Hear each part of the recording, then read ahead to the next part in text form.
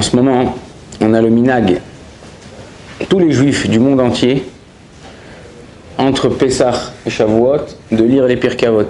Ouais, c'est quoi Pirkei Avot? C'est des Mishnayot qui ont été institués par les sages et mis dans quel traité, ça veut dire dans quelle partie des Shisha Sidrei Mishnah, dans quel seder, dans quel ordre des Mishnayot, dans tout ce qui est Nizikin. Nizikin, c'est tout ce qui est dommage, intérêt, quand tu fais du mal à quelqu'un, du mal à quelque chose, le vol. Pourquoi? Parce qu'en vérité, le moussard, ça veut dire que toutes ces Mishnayot, c'est des comportements que nos sages ils avaient, et que eux-mêmes ils se comportaient comme ça. D'où je sais qu'eux-mêmes ils se comportaient comme ça. Il y a écrit Ou Aya Omer. Alors les Chachamim ils expliquent Où moi chez où Aya Omer. Ce que lui il était, il disait. C'est-à-dire qu'en vérité, il vient souvent chez n'importe qui d'entre nous, on a une qualité que tu pourras retrouver que chez cette personne et pas chez une autre.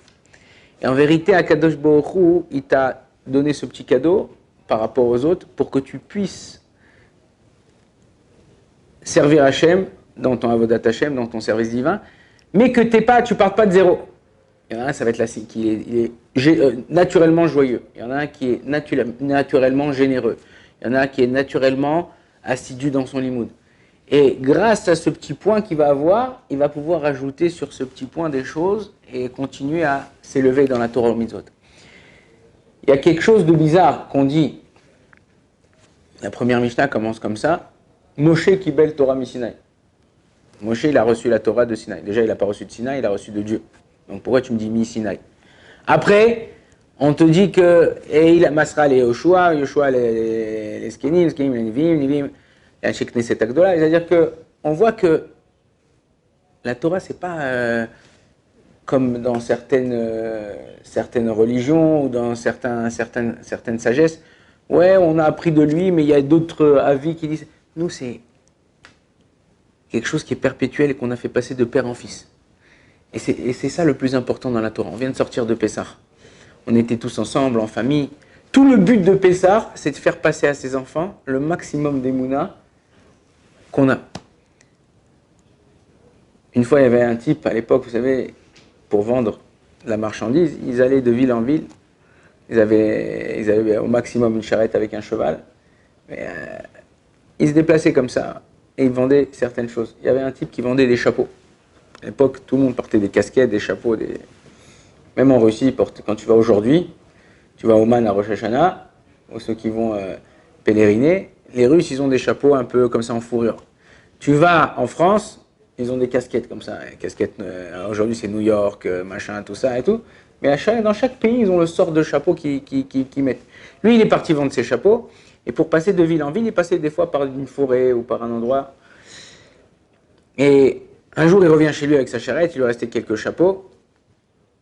Et il a dit, il est passé par la forêt, il était fatigué, et je me reposais une demi-heure, m'allongeais en dessous d'un arbre, me reposais, comme ça je me lève, j'ai la pêche, et je peux continuer mon chemin. Bon, il s'allonge, il s'endort, il met la charrette à côté de lui, son petit chapeau sur les yeux pour pas être dérangé par le soleil. Et une demi-heure après, il se lève, et il voit que dans la charrette, il n'y a plus de chapeau. Il lève les yeux comme ça, il voit que dans l'arbre, il y a plein de singes, et chaque singe, il a pris d'un chapeau. Donc lui, il avait son chapeau sur la tête, les singes, ils avaient le chapeau sur la tête. Il a eu une idée, qu'est-ce qu'il a fait? Il a dit, les singes, j'aime bien imiter les autres. Donc il a pris son chapeau, il l'a enlevé, et il a fait tourner. Les singes en haut, ils ont pris les chapeaux, hop, ils l'ont fait tourner. Il a pris son chapeau, il a fait passer d'une main à l'autre, ils l'ont fait passer d'une main à l'autre. Il a pris son chapeau, il a jeté par terre, tous les singes, ils ont pris le chapeau, ils ont jeté par terre. Lui, il a couru, et il a pris tout, il a ramassé tous ses chapeaux, il s'est sauvé. Arrivé à la maison et tout ça, ses enfants, sa femme, il attendait, et il raconte cette histoire à ses enfants. Et tout le temps, c'était une histoire qui est passée dans la famille, comme ça, et il raconte à ses enfants, vous vous rappelez avec le chapeau, et tout le monde souriait ou rigolait de cette histoire. Le temps passe, il est devenu vieux, et son fils, il a pris la main, il a continué à faire le travail de son père, et vendre des chapeaux. Pareil, il vend des chapeaux de ville en ville, d'endroit en endroit, c'était sa parnassa. Et un jour, pareil que son père, il rentre comme ça, il était fatigué, il s'allongeait dans la forêt comme ça avec ses chapeaux. Il se lève, plus de chapeau. Il regarde, il se rappelle l'histoire de son père, il voit que les singes encore, ils ont pris les chapeaux, il est comme ça avec les chapeaux. Il dit, bah, je vais faire comme mon père. Je vais faire jouer avec le chapeau, je vais jeter le chapeau. Il prend le chapeau, il joue pareil les singes. Il prend le chapeau, il le jette, un singe il descend, il lui met une claque. Il dit, tu crois que j'avais pas un père moi aussi? C'est-à-dire que des fois, tu crois qu'il n'y a que toi qui a la science infuse, il n'y a que toi qui sais et qui ne sait pas. Il faut savoir que la Torah, c'est un héritage. Et il y a la plus grande yeshiva de Chosrim Bitshuva, elle est devant le Kotel. Ok? Et un des noms qu'on lui donne, c'est Heritage House, la maison d'héritage. C'est-à-dire qu'en vérité, on peut pas continuer à inculquer à nos enfants des mitzvot, de la Torah, des choses, si nous-mêmes, on n'a pas reçu et on n'a pas appris cette Torah-là. Et ça, c'est important.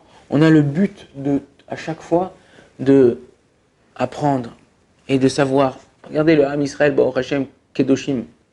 Le Ham Israël, ils sont saints. Torah Box, on nous appelle, par exemple, au téléphone, questions raves, tout ça. Des questions. Est-ce que je peux faire ça? Je ne peux pas faire ça? Parce qu'ils veulent savoir, ils savent qu'il y a une répercussion dans ce qu'on fait. C'est comme quand, par exemple, si tu ne branches pas la prise, la lumière ne s'allumera pas, ou ton poste ne s'allumera pas. La même chose, si tu n'es pas connecté à Hachem, tu n'es pas connecté à sa Torah, à ses mitzvot, tu n'avanceras pas, tu seras là. Il y a des gens, nous, qui n'ont pas de Torah, pas de mitzvot, ils vivent une vie qui est un peu redondante comme ça, ils ne savent plus quoi faire, ils n'ont pas envie de vivre, ils ont pas... Tandis que quand tu vis cette Torah, regardez, Hachem, on termine Pessah, on est dans le Homer. Termine le Homer, on est dans Shavuot. Termine Shavuot, on va commencer les 3 Shavuot. Termine les 3 Shavuot, on va faire Rosh Chodesh, Elul, repentir. Elul, Rosh Hashanah, Kippour, Sukkot. Chaque fois, Kadosh Baruch Hu ne nous laisse jamais sans avoir quelque chose avec lequel on avance et on progresse et on apprend encore et on fait certaines choses. Et même lo Alenu, lo Alechem, l'Avdil. Mais quand même, quand quelqu'un il décède, les enfants ils font Kaddish. Combien d'enfants qui étaient très loin de la Torah au mitzvot, quand ils ont perdu leur père, leur mère, ils ont commencé à faire Kaddish, ils ont commencé à manger kasher, ils ont commencé à se rapprocher, ils ont commencé à faire. Et en vérité, on a besoin de ce contact avec Hachem. Quelqu'un qui est connecté avec Hachem, alors il n'a pas besoin d'être connecté avec les choses éphémères de ce monde.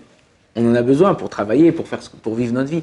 Mais on est obligé de pouvoir avancer, de se connecter à Hachem. Et si on fait ça, Moshe Kibel Torah Misinaï, on perpétue cette Torah, on la fait passer à nos enfants, petits-enfants, alors on arrivera. Il y a quelqu'un qui m'a dit une fois, vous savez, pour que ton fils il sort plus ou moins religieux, il faut que toi, tu as mis le paquet. Alors il m'a dit comme ça, il m'a dit, le grand-père, il était chômer Torah, le grand-père, il gardait la Torah. Le fils, au maximum, il va garder les mitzvot, et le petit-fils, il va garder la ligne. Donc en vérité, il y a à chaque génération on descend de degré. Donc si tu veux que ton fils il se marie pas avec une goya, il faut que toi tu sois au-dessus de ce que tu veux. Comme ça, même ton fils il régresse, il sera quand même à un bon niveau. Baruch Adonai l'olam, amen, amen.